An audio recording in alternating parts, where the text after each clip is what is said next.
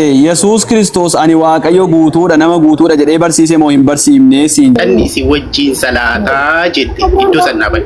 Anatu isini farada osoo hin taane dubbii koottu isinitti farada. Amma gaaf tokko warri waaqa irraa ilmaa waaqayyoo jedhaman fuula waaqayyoo duratti argamuudhaaf dhufan. Seexanni immoo fuula waaqayyoo duratti argamuudhaaf isaan wajjin dhufee jedhe. Seexanni illee ergamoota waaqayyoo wajjin dhufe. Waaqayyoo wajjin hojjechuu eega. Itti fuufee waaqayyoo ati eessaa dhuftaa jeen. Seexanichi inni gaafate. Seexanichi immoo lafa irraa asii fi achi olii fi gadi deddeebi'aa ture dhufee jeen. Waaqayyo deebisee inni hin jedhe. Waaqayyo yommuu seexanichaan Iyyoob gabricha koo irra yaada kee hin keesseere biyya lafaa irra namni akka isaatti hin jiru jeen. Inni hir'ina hin qabne nama qajeelaa nama ana waaqayyo sodaatu nama waan hamaa irraa fagaatu goruudha. Ofumaa isaa irratti ka'ee akka isa balleessuuf ati ana toosifteettaa jeen ilaali kun waaqayyo seexanatu waaqayyo ajaju jira yaa salaam.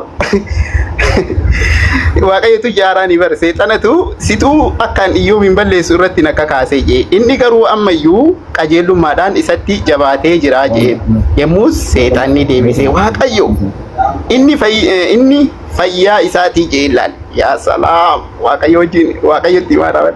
Gogaa isaayyuu namni wanta qabu hundumaa lubbuu isaa in kennaa jeen yaa salaam yaa salaam yaa salaam. Agartee seexanni maal godhaatiin hin ture waaqayyoon Iyyoob irra kakaasaa ture akkasuma mallee mari'ataa ture. Ayyee erga duutee booddee lubbuun kee ka jannata argattuu Yesuus Kiristoos kanaanii jechuu kootee lafaatti. Ni sirrii miti Phaawulos seexanaan iyyuu waaqayyoodha jedha. Seexanaan iyyuu waaqayyoodha jedha bar Qorontos boqonnaa fudhatti dhufee. Seexanaan iyyuu waaqayyoodha jedha Phaawulos. Kan Yesuus dubbate fidii jedhe. Qolaasiyaas boqonnaa 2 lakkoofsa 9 guutummaa waaqayyummaa Yesuus namummaa isaa keessa jiraadha. Filiphisiyoos boqonnaa 2 lakkoofsa 6 Filiphisiyoos boqonnaa 2 lakkoofsa 6 irratti ulfina abbaa isaatii waa'ee waaqayyo waa'ee Yesuus hin gaafadhaan waa'ee mucaanatti hima. Akkasiin jedhee waa'ee mucaa si gaafachaa akkasiin jedhee Yesuus Kiristoos ani waaqayyo guutuudha jedhee dubbatee hin duramuun dubbanne afaan isaatiin. Inni kun afatama Yesuus amantaa fakkeenyaaf nama tasatti akka inni itti ani waaqayyoodha jedhe san macaafarraa ragaa kenni siin jedhe ka jira moo hin jiru yoo hin jirre koo wajjin rakkati maaltu mataa si dhukkubse bakka kumaa kitila sii kenne mata maaliif kumaa kitila dhiisi bakka tokko qofa naa kenni bakka tokko bakka inni ishi quraana baasi macaafa na deemti quraana baasi macaafarra ishi macaafarra jiru naan jedhe macaafarratti Yesuus Kiristoos. Dhaggeeffadhu biraasa. Macaafa irratti Yesuus Kiristoos ani waaqayyo guutuudha bakki jedhe jira moo hin jiru? Qolaasaa si dubbifne qolaasaan 2:9 maal taate? Yesuus miti ka kanachitti jedhaa jiru maal taate? Wangeela 66 nagatii ta'eef inni nu ila kakuuma fadhiiguuf hin dhumne walitti qabee macaafa 66 wangeela godhee harka keenya kaa'ee lixee Galaatiyaa irratti akkuma dubbatu wangeela kanaan ala kan biraa 66 Yesuus harka keenya kaa'ee maal taate? Kitaaba 66 Yesuus harka keenya kaa'etta. Akkam jenne mee bakka meenatti mee bakka kamitti Yesuus kitaaba 66 harka keenya kaa'e. Akkamitti ani yaafadhu ka. Yesuus kitaaba 66 sitti beeka. Yesuus moo? Bakka itti beeku sitti moo? Bakka tokko mee bakka Yesuus Kiristoos kitaaba 66 achirraa waan achirratti dubbatame fudhadhaa bakka ni jedhe meenatti. Quraana kee baasii quraana kee keessa itti maal? Quraana dhiisi maal taate macaafa irratti mi quraanni waa'ee macaafa baasii beekamni. Quraana kee keessa bitan attana sittani ma Yesuus akkatti waaqa ta'e warra sin hordofni akka kaafira ta'e sin akka kaafira ta'e quraanni keessa akkasi arrabsu si baasa. Macaafa irraa dhabdee miti ragaan dhabame Yesuus Kiristoos waaqa guutuu kan jedhu Yesuus hin dubbanne akkas miti. Na dhageeffadhu Qolaasiyaas wangeela keessa dubbis inni waaqayyummaa waaqa ta'uu isaa namummaa isaa keessa dha. Filiphisiyoos Qolaasaayis kee Yesuus hin beeku Qolaasaayis waan Yesuus dubbate si gaafadhe bar. Ati fudhachuu dhabdumee dhaloonni si jala jiru dhageeffachaa jira. Isaayyaas boqonnaa 9 Filiphisiyoos boqonnaa 2 Isaayyaas waa'ee mucaa dhalatee dubbata maal taate mucaa waa'ee mucaa namaa dubbata mucaa namaa dhalatee. Waaqa jabaa jedha laal waaqa jabaa waaqa. Inni mucaa Isaayyaas fa'i kan inni mucaa Isaayyaas fa'a dhalatee jedha inni maal taate. Abboo dhalootan doomsinaa yookaan miidiyaa cufaa baati. Mucaan nu dhalate jedhamiti hin cufnu maal cufnaa miidiyaa cufaa baadhaa. Quraana kee baasi quraana kee baasi. Quraana irra waa'ee waaqummaa Yesuus natti himtaate quraanatti amantaate waa'ee macaafa irra natti himi. quraana keera jira macaafa irraa fudhachuu diddaa miti quraana sitti ma baasi macaafa irraa bootaa tokko qofa natti kenni bootaa tokko qofa bakka Yesuus Kiristoos ani waaqayyo guutuudha jedhe naan jette sana macaafa irraa natti himi yoo macaafa irra jiraate hin jiru taanaan dhaloota kanatti himi hin jiru macaafa biraa qabdaayi bakka kumaa kitila dhiisiiti bakka tokko qofa la ilaa sabni kun isa dhagahu maalummaa Yesuus Kiristoos sabni kun abaru Yesuus Kiristoos waaqa guutuudha naan jette waan ta'eef bakka tokkorraa bakka Yesuus ani waaqayyo guutuudha jedhee dubbate sana naaf fidi kun hin jiru taanaani ati kijiba Yesuus irra keessee jechuudha cubbuu Yesuus irra keessee nullee cubbuu kan akka nuti ofitti fudhannuuf itti nu waamaa jirta jechuudha ati cubbuutti nu gashuuf bakka macaafa biraa qabdaa isa sirbisu dhaga'uu didde miti biraa qaba kana sanis sun jenne dubbisii kee dhaloota kana asitti akkas jedha adda baasi qolaasaan lama sagal ati bakkuma tokko dhabdee ati bakka Yesuus Kiristoos waggaa 30 meeqa biyya lafaa kanarra jiraate bakka tokkotti ani waaqayyo guutuudha jedhee hin barsiifne bakka tokkotti illee hin barsiifne jira siin jedha maal taate jira bakka tokko mee bakka Yesuus ani waaqayyo guutuudha jedhee bartoota isaa barsiise bakka tokko naa kenna eeshi dhaqa ongeela yaanis baasi dubbisii callisiti dubbisii hundi namaayyuu ni fudhataate ijoollee waan beene wali qabdanii hin joorsina quraana baasi akka ijoolleen hin joorre dafii baasii dubbisi ijoolleen dhagaa nuti ijoolleen kun hin dogongoruuti dhageeffadhu shisii baasa ishi ilaa sabni kun akka hin dogongorre dafii gaash dhageeffadhu lamashi maalama asifaan hin joorre dubbise naagaleera agartuun koo banaadha ishi maaliif ennaa ayyaanni fafurri waaqayyo abbaan irratti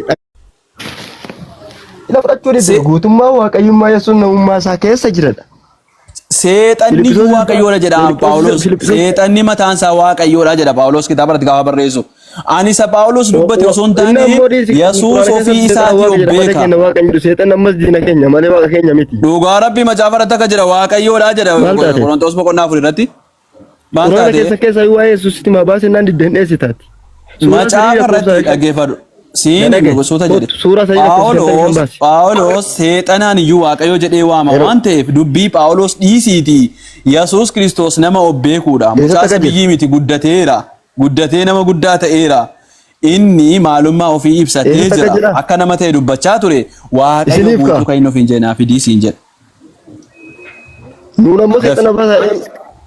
macaafa keessantu jedha maal taate aantee kun hoosisii baasa barbaannanan eessatti iddoo kamitti Qorontos lammaffaa boqonnaa 4 irratti waaqayyo bara si'anaati jedhe waaqayyicha bara si'anaa jedhe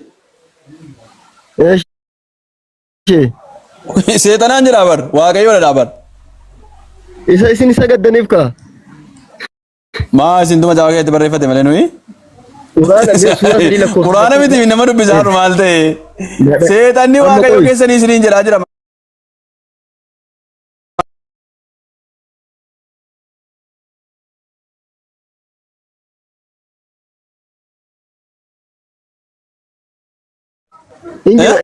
isa musliimaati isa sin sagaddaniif san kaasa musliimaa sani kanaaf achirratti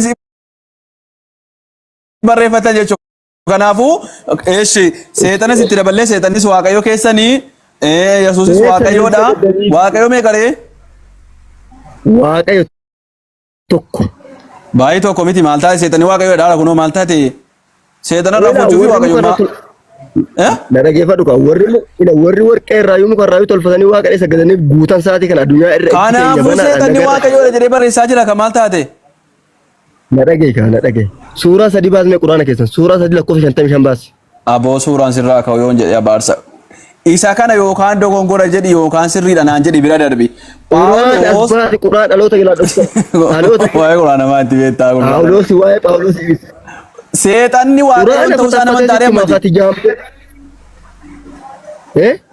seexanni waaqayyoon ta'uu isaa muratta waaqa keessa nan beeka waaqa keessa eessa isinitti hidhatee salaasan nan beeka seexana isinitti hidhatee salaasan hin beeka waaqayyo keessa isin seexanni musliimaa keenyaaf lafa kanarratti sooramtee yoomtee waan feete gootee waliin dhooftee kijibdee hattes jiraachuu hin dandeessu erga duutee booddee lubbuu kee ittiin jeenus argattu Yesuus Kiristoosidha sinan jedhe kanaaf fayyisaa lubbuu kootii godhee fudhee sinan jedhe isaan jannata argatama moo isatu jannata namaa kenna isatu jannata kenna jennan isaan argama jannata wanni jedhu amma jannata namaa kenna wanni jedhu amma ni jira macaafarraa jireenya bara baraa jira jireenya bara baraa sana kan ta'e waliin beeknu bar ibidda ta'ee jannata ta'e maalitti beeku quraana keessa iddoo tokko si kennu macaafuma keessaa yoo fudhanne kaane waan wanni jannata jedhu quraana keessa jiru yoo man jedhe macaafa keessa jiru jedhe Isatti jedhe. ati amma sansaaranii macaafa waan beektu miti itti naman tusitti faradamaaf akka reefuu jedhe Nattiimi idduma sanniin qofa nattiimi idduma ansi gaafa dhufu qofa nattiimi. Hin beekaa jettee barsiisa hin beekaa. Yohaanis boqonnaa 5 27 dhaqi. Hayyee. Dhaqi dafii. Kamaati beektu si gaafadha koyi kamaati beektu. Hayyee akkasuma malee nuuf garuu waaqayyo tokkichatu jira innis abbaadha isa waa hundumaa uume kan jedhu iddoon sun eessa? Ati maaliif joonjita nama na kootu dhugattaman macaafa Sikorutti jira hin beekaa jettee zarraaf jedhaa itti barra hin beeka itti zarraaf waan jaartu eessatti argama iddoon kun? Na dhagaye quraana keessatti si barsiisa bakka warri Yesuus Kiristoos namanne kaafira quraani keessanuu kaafira. Galatoo yaa jamaa quraana si barsiisaa naan jedhe dhageeffadha amma kallattiidhaanii amma kallattii dhageeffadhu quraana si barsiisaa naan jeera yaa jamaa dhageeffadha. Jammar maal suura dhageeffadhu Copy paste wangeelaati si jammar dhageeffadhu quraana si wajjin haasawee daa'ish dhageeffadhu hin jarjarini quraana si wajjin haasawee jira suura sadii miti si barsiisaa naan jetteetta waan ta'eef bakka na dhibdee wayii si gaafadha quraana keessaa iddoo na dhibdee wayii si gaafadha qo'ee si barsiisa waan naan jetteef Surah 82 naafas. Surah 82 lakkoofsa shammaal jedha. Daddafi yalla. Dabarsi bakka na dhibde si gaafadha. Surah 82 ayata 5 maal jedha. Iddoo santu na dhibee. Baatu taanaan nabuusi. Iddoo san tokkotti qabattee dhufteerta si beekan. Iddoo san takkatti qofa iddoo san takkatti qofa bakka taphattee dhufteerta si beekan. San gaafattee naan sarkaa dhufti. Na dhagayi. Amboodaa si tursiisu jira. Ayyee. Yaa jamaa inni quraana keetti hin qaanoftu miti. Ayyee dhaabbuu sin jedhu. An ila hin qaano amma quraana si wajjin seenee jira rakkoon qabu. Dhageeffadhu kaa. Awwaay macaafa miti yoobsi waa'ee quraanaa si wajjin haasa'u jira. La hawla awwaay quraanaa si wajjin haasa'u jira waa'ee macaafaa dhiisanii kanaaf hin jarjari dhiisi jedhu tokkoffaa dhaabbuu tokkoffaa irratti maal kaastee bakka siin jira kana baal duraan dursi seexanni si wajjin salaataa nuun jette iddoo sannaaban. Bakka siin jedhe kana baas suura 355 baas maa baqatte 55 obboleessoo naa banii maal taate isaa? Siin banu kana baas dura duraa kutti. Ay hin beeku kana baas duraan dursi. Iyyoob boqa obsi Iyyoob naa banii Nasra ay natu itti garsiisa. Iyyoob irraa maal goota badasi? Iyyoob irraa maal goota? Maal beekama macaafa gurguddoo? Obsi waa'ee seexana sirri si barsiisa waan ta'eefi erga naa baasu dhiittee si baasaa jechuudha. Ante raasisi maal? Suura sadii baaftu? Astamaraadoo qoy. Na dhageeffadhu amma cambiniin borcini macaafa quraana bakka si gaafadhe baas sila seexaan astamaraadoo qoy. Ante raasu seexaan ni. Irkitanya na kira baas bakka siin jedhe maa dheessita maa sodaata quraana keetti hin qaanoftu. Ini seetaan ni? Niin dhagahu. Akkana jedha kun olaali. Niin dhagahu. Iyyoob boqonnaa 2 lakkoofsa 2 irraa waaqa itti tokkorraa. Keessan golatti maaf dhoositu junoo macaafni qulqulluu ifaa dhaloota quraana keessa suura 3 lakkoofsa 55 dhagime. Maal ta'e suura? Suuraan 3 lakkoofsa jechuun yoo macaafa keessaa ragaan qabdu ta'e rakkoon qabu quraana irraan sii kennama macaafa ragaan qabdu taanaan quraanni waan namni barru gootu ishee akka ni jeenata kennu akka ni jeenata kennu sitti mure macaafa keessaa akka ni jireenya kennu. Wangeela meeqa wangeela Yohaannis meeqa?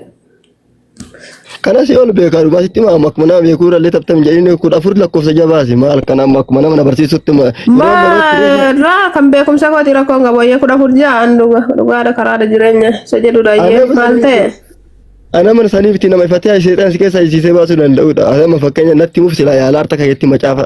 Rakkoon qabu Fatiyaa miti annasraadha. Annasraadhaati rakkoon qabu yoo Fatiyaa keessaa baasuu itti Fatiyaa annama Fatiyaa. Ayya Fatiyaatti hin deebitaati. Dhaggeeffadhu yalla wangeela Yohaannis 14 jaa maal ta'e? Dubbismee maal jedha? 14 jaa maal rakkoo qabaree 14 jaa akka jedhu Yesuus deebisee karichi dhugaan jireenyis ana yoo ta'e malee eenyuyyuu gara abbaa hin dhufu ana beektaniitu jiraattanii abbaa koos hin beektu turtan ammaa jalqabdanii isa hin beektu isa argitaniittus jedheen. Ayya maal ta'e? Eeshi. Kanaafuu atama karaa kamiin gara abbaa gara jeennetaa dhaqu? Ati karaa kamii irra buutee gara jeennetaa dhaquuf hammannish? Okay. Amma karichi dhugaan jireenyis anaa jedhe Iyesuus Waaqayyoodha moo karaadha sila? Waaqas karaas hundumaa jennu waan hundumaa jennu. Waaqayyo meeqatu jira? Waaqayyo meeqatu jira? Waaqa tokko jira. Tokkoon sun eenyunni? Tokkoon sun isa Iyesuus karaa ittiin gara Waaqayyo dhaqanudha malee Waaqayyo miti himi? Waaqa. Oho. Waaqni itti dhaqamoo? Ilaana dhageeffadhu kwa. Iyesuus kuni nama kanaaf si'isitti gudeedhaan dhalate miti inni sagalee rabbiiti. Quraana keessa irra jirbiil jedhee dubbata kun amma quraana keessatti quuftanii takkanan beektu. Lakkii jirbiil wanti jedhu quraana irra hin jiru jirbiil wanti jedhu hin jiru jedhu itti deebina quraanatti. Suuraa maramee maaliif dhaloonnaa jinnata argatu maaliif dhaloota guutaatani. Burcuu karaa irra ijoolleen baay'een quraana hin beekti jirbiil. Laa ijoolleen quraana hin beeku ijoolleen musliimaan beeku jirbiil quraana irra jiru jirbiil. Maaliif achi kolotti ruutu? Injiru quraana. Jirbiiltu jira jirbiil waan jedhu biteere dhaggeeffadhu. Eentu jira re? Eentu jira kawaayee Yesuus dhufee maaramee dubbata. Kawaayee akka Yesuus maaramee dubbata eentu jira? Ati isa kanaaf asirraa deebisaa dhabdee achi dhatte moo akkami? Sitti Yohaannis 14 jaa kan. Ma dhageeffadhu. Natti himne Waaqayyo tokko moo lama? Waaqayyo tokko. Tokkoon sun isa ittiin karaa Yesuusiin itti dhaqamu sana moo isa Yesuus karaa kootiin malee karaa abbaan dhaqanu jedhe sana moo Yesuus mataa isaa ture tokkoon sun? Waaqayyo tokkochi sun waan ta'e sitti waan inni godhe sitti mu? Maal godhe? Jedhi kaa. Saba Aadamii fi Heewwan cubbuttii fi abaarsatti du'an dhugatanii jennaani. Sagalee isaa ergee sagalee isaa foon uffatee gara lafaa kana dhufeetu. Abbaa isa kaleessan uume isa ittiin oraarsee jeenata onu dachaase. Kaleessa edengannatti keessaa gayyaane Aadamii fi Heewwan sababa saniif nutis abaaramne. Kanaafuu sagalee isaa ergee dubbee maaram keessaan foon uffatee dhalatee karaa isaa ammoo jeenata dachaane abbaa walitti araaramne. Ati gaafa Addaamii fi Heewwan muka nyaatan sana jannata keessa jirtu turtanii achi gadi isin dachaasanii? Eessaa gadi dachaasanii? Eessaa gadi dachaasanii laa keessan hin gaafadde malee. Jechuun achi gadi dachaasanii Yesuus immoo dhufee walitti nu deebisetti. Qoy ati horteen keessarraa dhufti. Baala eessaa gadi dachaasu riyaan ammallee jannatan seenne asumarra biyya duniyaa irratti hin dhaladde ganaadha gaafa du'e malee jannata keessaa gadi hin baaneen. Latama yoo duute jannata galtaa? Ayyamma Yesuus walitti sin deebisee jannata jannata galtaa tam. Eeyyaan muslimaa jannatan gala eeyyee jannatan gala quraana irraa kennaati ragaa muslimni jannata gala dhaggeeffatu. Eenyutu amantee jannata gala? Islaamummaa irratti du'enna. Amantee. Waan hasaartu garuu beekta miti waan hasaartu kana beekta yaani of dhaggeeffataa hasaartama. Dubbii Muhammadiiti amantee moo dubbii Yesuusitti dubbii isaatti amantee jannata galtaa jedhee si gaafataara. Qoy ofuma dhaggeeffataa hasaarta miti ati Yesuus Israa'el qofaaf ergame barsiin ilaallatuun kan Yesuus ergamuu isaa qofa. Bakka addunyaaf ergame si baasu biyya lafaa guutuu bakka inni ergame si baasu. Maa biyyi lafaa maa Israa'el biyya lafaa miti Israa'eluma biyya lafaa jedhamtee yaamamti bara. Isin camaallaqinaati bakka inni biyya lafaa guutuuf ergame si baasuu siin jedhe. Biyya lafaa guutuuf bakka jedhu yoo qabaatte ayyeenaa baasi garuu biyya lafaa jechuun immoo Israa'el illee biyya lafaa jedhamtee yaamamti waan ta'eef Israa'elidhaan immoo bakka inni Israa'el duwwaa kan ergame jedhu si baasa. Jiranis Israa'el nuuma anum fakkeenyaaf Yesuus Kiristoos Israa'el ta'e fakkeenyaaf Israa'el jechuun Yaaqoob isa gooftaan fo'ateedha. Israa'el isa Yaaqoob isa gooftaan fo'ateedha. Isaan Israa'el qofa. Isaan Israa'el qofa ergame tu sirri. Okay. Ati Israa'elidha. Oyyeen akkamitti na gaafadhu. Eessaa battee afaan Oromoo? Israa'el jechuun saba Waaqayyoo jechuudha asii galee. Israa'el jechuun saba Waaqayyoo jechuudha. Israa'el jechuun saba Waaqayyoo jechuudha kan jedhu naaf baasime. Israa'el kun saba barro. Eeshiiti rakkoon qabu amma fakkeenyaaf rakkina qabuuti. Macaafa si barsiisa seexanaa fadhaa si keessaa baasa. Si keessaa baasa rabban maaliif ennaan an harka jira dhugaan inni harka jira ifa biyya lafaatiin hundi. Jedhati seexanni nu biraa maal gooti himdi seexanni nu keessan jirtu bakka jirtu. Maal isinitti hidhatee si wajjin salaata miti himaa seexanni musliimaa obboleessa keenya jettu miti maal isin. Isiidhuma sana yaani isiidhuma Yesuusiin qorte sana nama kan biraati laata isiidhuma Yesuusiin bashannansiisaa turte. Isiin qorullee yaalte qorteerti garuu milkoomne kaasiin inni waaqa waan ta'eef milkoomne. Qortee jirti binti argaasi. Isiidhuma kan biraati reennate dhaarte. Seexanni moo isiidhuma reennate irra deddeebitee asaarte. Laa isa dadhabdee dhufte san tuyyuu isiniif ammoo waaqa ta'eetu isinitti hidhattee si wajjin salaatti. Maal dadhabdee maal dadhabdee irra maktee gaddiiftee biyya lafaa kana daawwachiiftee jechuun isiidhuma moo kan biraati jechuudha. Atama Yesuusitti namantuumi fakkeenyaaf namantuumitti. Lakki ani itti nama naasitutti nama nuti mormitu Yesuusitti nama naasitutti nama naaba. Suura sadii lakkoofsa 55. Macaafa jedha malee quraanni hin jedhu bara akka macaafaatti Yesuusiin maa eega ol baaftee gadi buuftee waa meeqa godhamu turre. Na dhageeffadhu sila quraanni macaafni isa walakkaban garaagarummaa waggaa 400 walakkaatiin dura quraanni kalee sana kan dhufeeti macaafa. Waliin dhaqqabanu lakki. Lakki bomaa sinuma kamitti ol dhaqqabu amma maca. Ati qoy mataa keessa sidaani maa waan of dhagge. Ani agartu ani mucaa gooftaa Yesuus gatii ta'eef ani si maraachee ka'ee tan amma si fayyisuu nan danda'a. Kanaafiyyuu maa keetiif waan asaartuun beektu baa. Nan beekaa naagalee quraana keessaa gaafii takkatti si gaafadhannaan naa deebisuu diddii maaf dheessitaa itti amanta miti. Lakkeen quraana keessaan jiru osoo macaafarran jiru jettee qaata kara quraanaatti yoo kutte qaata si eeyyamne barbaada. Amma mul'ataatti ammoo gaafii ati na gaafatte si deebisuuf oopiniidhaas banii dubbisiin jedha siifan dubbisas. Ayyee kan qofa naa deebisi kalas. Bakka biraan na qura gaadhuma samma fidatte qofa naa deebisi. Isuma Yohaannis 14:6 asitu natti fidatee kee namni dhaga'aa jira. Yohaannis 14:6 irratti karichi dhugaan jireenyis anaa yoo ta'e malee eenyuyyuu gara abbaa hin dhufuu jedhe Yesuus. Asirratti Yesuus karaa dhugaati moo Waaqayyoodhaan jedhe. Waaqa karaa dhugaati karaa gara waaqaatti geessu karaa gara jeennataatti geessuudha inni. Ayo karaa gara waaqaatti geessuudha moo ofuma isaatiif Waaqayyoodha. Yohaanis ragaa si kennu. Isuma naaf iddoo kana naa eekii ka'e situ bakka kana fide. Isa kana jechuuni amma warri musliimaa yeroo sana karaa warra tola jaalattee karaa warra tola ooltee firra nu buutee sagadamiti. Maaluma bakka salaataa si geesse amma nagbaadha nagaan fayyaalamtee akkam jirti. Ati waan mormatti hidhattaree ansi bitaaf hin kennamne yoo oduu dandeettanii addunyaa guutuu booji'uuf yaaliin keessan garuu dhugaa isin harka waan hin jirreef dadhabdan malee. Maa jechuun isa irratti dubbattu ati qo'ee waan asaartu kana quban qabdu barra. Karaa kana jechuuni. Qulfiin mana jeennataa ana harka jira karaa anatti kan hin amanne asaabatti gala qulfiin mana jeennataa warra natti amane bichaa jalaa banaa jechuudha. Okay, qulfi inni zabanyaa jannataati ma Waaqayyo dariyaa tawayyee qulfi warra jannataa warra natti amane jalaan banaa mana jannataa zabanyaa jannataati moo Waaqayyodha.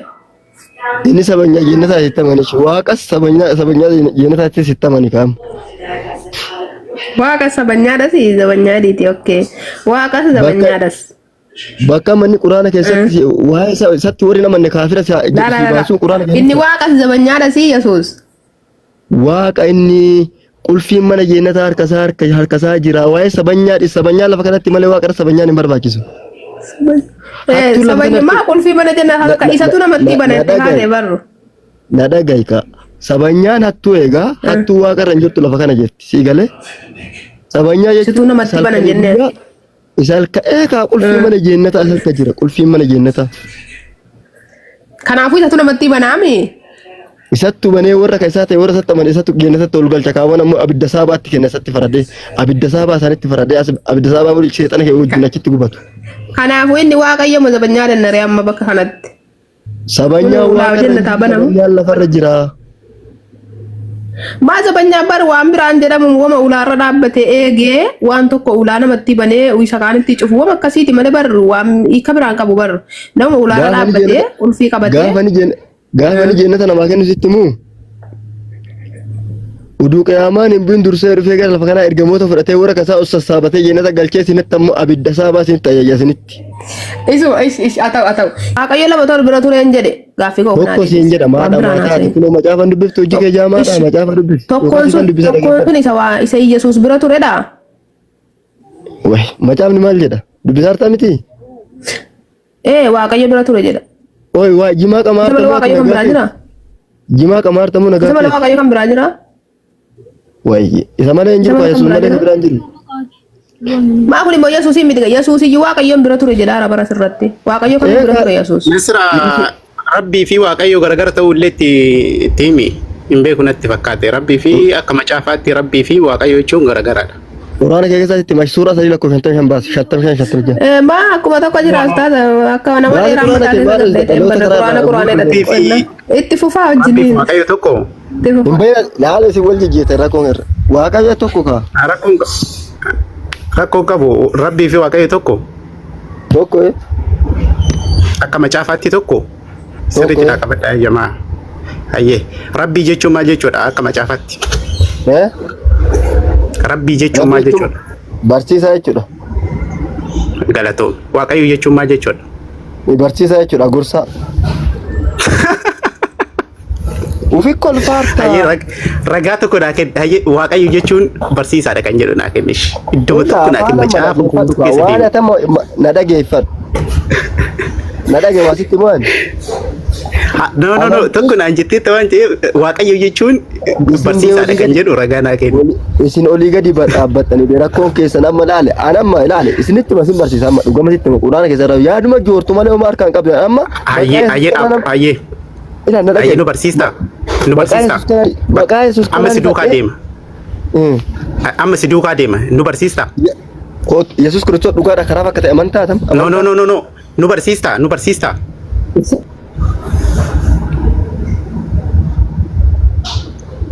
Sagaleen kee hin jiru. Hin barsiisa biqatteessee. Ayyee galatoom. Iddoo itti jireenyaa kana sitti lallabeeta nama dhageeffadhu. Amma gaafii si gaafadha ayyee beekaadha waan taateefi dubbii kana dhagahee isaan ergetti kan amanuu jireenya bara baraa qabaa jedhe Yesuus Kiristoos eessatti argama iddoon kun? Iddoo maarraa goota dubbii macaafa qulqulluudha. Na gaafa beekaadha waan taateef natti himi eessa iddoon kun eessatti caqafama? Yohaanis keessa dhaqee dubbifadhu. Eessa iddoon sun?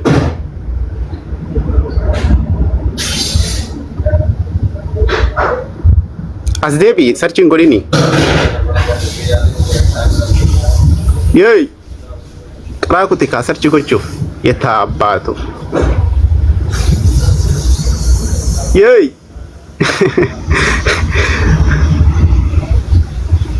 Waanuma isaan guyyaa guutuu lallabaa oolan gaafadhaa qoyaa hin gartani. Akka isaan beekaa agarra. Afaaniin jedhan malee iddoon ni jiru hin beekan. Hey, as deeb! Yoo ati kana fidde kabrootiin si qaba. Kan isirraan fuudhu kalaas keessa deebiteedha. Zarraaf jedhaa ture bara ammaa zarraaf. Amma wanti kun God is good. Ya salaam. Inna ka dubbata na daga. Jechuun amma kaa. Eessatti argamaan jedhe? Kiwettan. Eessatti argama iddoon sun? Atamma gaa na dhageeffadhu kaa. Iddoo sun macaafa qulqulluu keessatti argamu. Wangeela keessatti argamu. Eessa iddoon sun? Atuu baas mee hin beektaa ta'u baas. Osoo hin beekne si gaafachuu jira akkanumaan lafaa ka'ee. Wangeela Yohaanis boqonnaa 5 baasi. Yohaanis keessadha. Maaliif dhamaataa nama si barsiisa siin jedhe? Ayyee hin beektu kalaas bira seeqota. Ayyee dubbii akkasuma ammallee Yesuus Kiristoos guyyaa boodaatitti